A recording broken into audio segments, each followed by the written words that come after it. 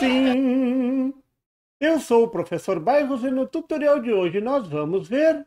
Nesse tutorial eu vou mostrar como escolher o transistor de potência em função do efeito Early, pensando na distorção do sinal causada pela variação do ganho de corrente do transistor. Vamos lá?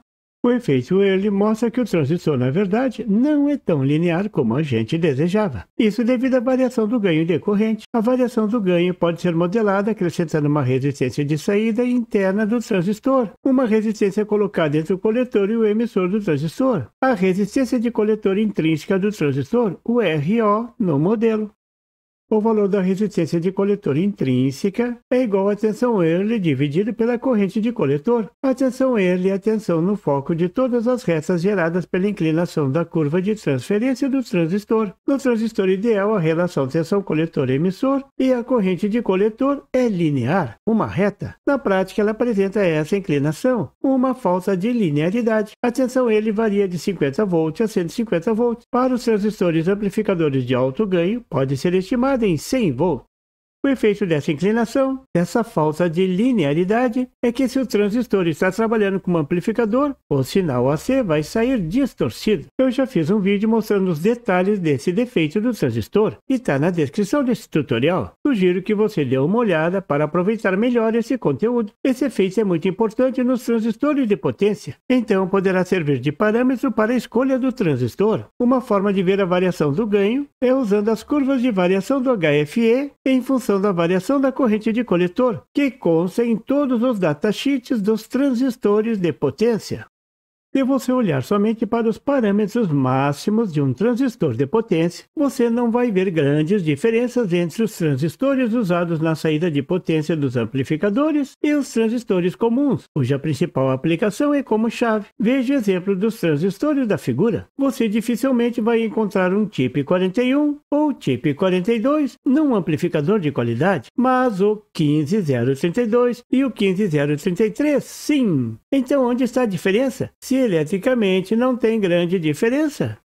A diferença você pode observar na curva de transferência, especificamente na variação do ganho, olhando a inclinação das curvas. Essa curva é tão importante que ela aparece em todo o datasheet. Ela é descrita como a curva de transferência variação do ganho HFE, corrente de coletor. Aquela curva de transferência vista há pouco não aparece em qualquer datasheet, mas essa sim, e ela diz tudo.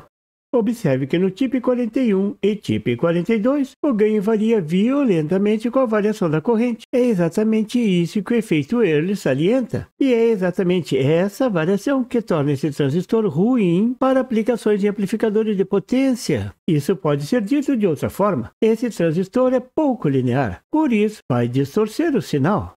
Note que existe uma região que até é possível usar esse transistor. Para correntes abaixo de 0,4 A, 400 mA, até é possível usá-lo. Acima disso, quando o volume aumentar, você irá sentir a diferença. Existe outro fator importante e que fica claro ao observar essa curva de transferência: a questão da temperatura. Se a temperatura aumenta, a variação piora. O transistor sai completamente da linearidade. Por isso a importância de manter a temperatura no transistor ao redor de 25 graus centígrados, mesmo que a potência no transistor seja baixa. Veja a importância de olhar esse gráfico no momento de escolher o transistor para o seu amplificador. E isso vai acontecer também para toda a família TIP e mais para os transistores da família BD. Veja o gráfico do BD135, projetado para uma corrente de coletor máxima de 1,5 A. Para correntes acima de 0,1 A, 100 mA, a variação do ganho é muito grande. Então esses transistores só para baixas potências ou para amplificadores sem muito compromisso com a qualidade.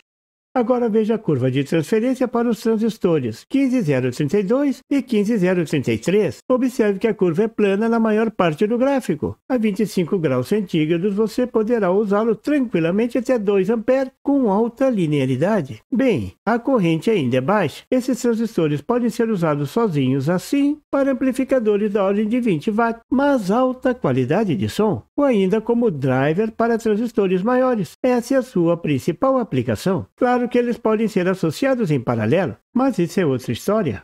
Para potências maiores ainda, os transistores mais usados são o 2SC5200 e o 2ECA1943. Veja suas curvas. Que maravilha da engenharia eletrônica! Linear a maior parte do tempo, até 5 A perfeita, mas até 10 A pode ser usada. Esses são os transistores mais usados no Brasil para a construção de amplificadores de potência. Claro que muitas vezes eles são associados em paralelo e podem gerar potências de mais de 1000 watts RMS dessa forma. Mas observe que a questão da temperatura ainda deve ser levada em conta. Mas veja que mesmo nesse quesito, eles são muito melhores que o equivalente da família TIP. Mas tome por regra geral, todo amplificador de potência deve ter um sistema de refrigeração potente para os transistores de saída. A variação do ganho de corrente, o HFE, é um dos principais responsáveis pela distorção do sinal AC. Observar a variação do ganho olhando as curvas de transferência é uma boa prática para escolher o transistor a ser usado no seu amplificador. E por favor, se você não é inscrito, se inscreva e marque o sininho para receber as notificações do canal.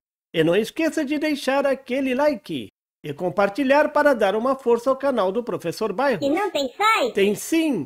É www.bairrospd.com. Lá você encontra o PDF e tutoriais sobre esse e outros assuntos da eletrônica. E fique atento ao canal do Professor Bairros para mais tutoriais sobre eletrônica. Até lá!